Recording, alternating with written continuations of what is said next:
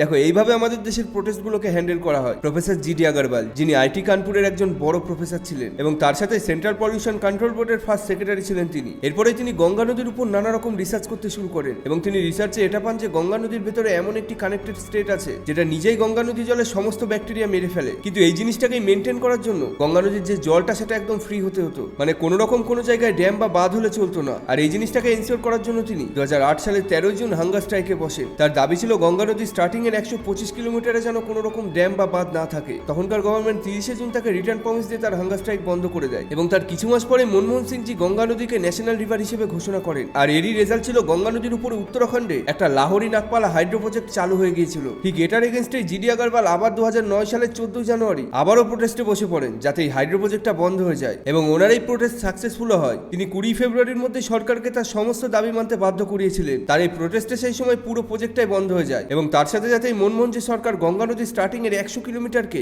সম্পূর্ণ eco sensitive zone হিসেবে ঘোষণা করে দেয়। কিন্তু প্রফেসর আগরওয়ালের আশা তখন জাগে যখন 2014-তে মোদিজির গভর্নমেন্ট আসে, কারণ নরেন্দ্র মোদিজি নিজেকে গঙ্গা মায়ের ছেলে হিসেবে মানেন এবং সেই সময় নমামি গঙ্গের মতো প্রকল্প নিয়ে আসেন। কিন্তু 4 বছর পরে জিডি আগরওয়ালের সমস্ত আশা আবারও ভেঙে যায়। मोदी जी धोखा दे रहे हैं। এর কারণে তিনি 2018 সালের 24 ফেব্রুয়ারি থেকে নরেন্দ্র মোদীকে চিঠি লিখতে থাকেন, যেখানে ওনার ডিমান্ড ছিল গঙ্গা নদীর উপরে সমস্ত আনফ্রেন্ডলি প্রজেক্ট বন্ধ করে দাও এবং তার সাথেই যেন একটা গঙ্গা প্রোটেকশন অ্যাক্ট লঞ্চ করা হয় এবং মাইনিং এর উপর যেন সম্পূর্ণ স্টপ লাগানো হয় যাতে গঙ্গা নদীর জলের স্রোতকে মেনটেন করা যায়। কিন্তু সেই সময় গভর্নমেন্টের কাছে হয়তো তার কথা পৌঁছায় না। তো তার জন্য প্রফেসর 2018 সালের 22 জুন আবারও হাঙ্গার স্ট্রাইকে বসেন। শুধুমাত্র জল খেয়ে তিনি 3 মাস বেঁচেছিলেন। এরপরেও গভর্নমেন্ট যখন তার প্রোটেস্টে কোনো রকম খেয়াল না করে তখন 10 অক্টোবর থেকে জিডি আগরওয়াল জল পর্যন্ত খাবেন না বলে দেন। 10 अक्टूबर से जल भी छोड़ दूंगा पूरी तरह से। আর সেই দিনই গভর্নমেন্টের চোখ খোলে এবং 10 অক্টোবর নীতিন গাডকারি যে একটা নোটিশ বার করেন এবং বলেন গঙ্গা নদীর মিনিমাম ফ্লোকে আমরা মেনটেন করব। কিন্তু ততদিনে অনেক দেরি হয়ে গিয়েছিল। জিডি আগরওয়ালকে জোর করে ঋষিকেশ এমসে ভর্তি করে দেওয়া হয় শুধুমাত্র তার হাঙ্গার স্ট্রাইক ভাঙবে বলে। কিন্তু তারপরের দিনই অর্থাৎ 12 অক্টোবর জিডি আগরওয়াল তার শরীর ছেড়ে চিরতরে চলে গিয়েছিলেন। আর তখন থেকে শুরু করে এখন পর্যন্ত আপনারা তো সবাই জানেন গঙ্গা নদীর অবস্থা কি।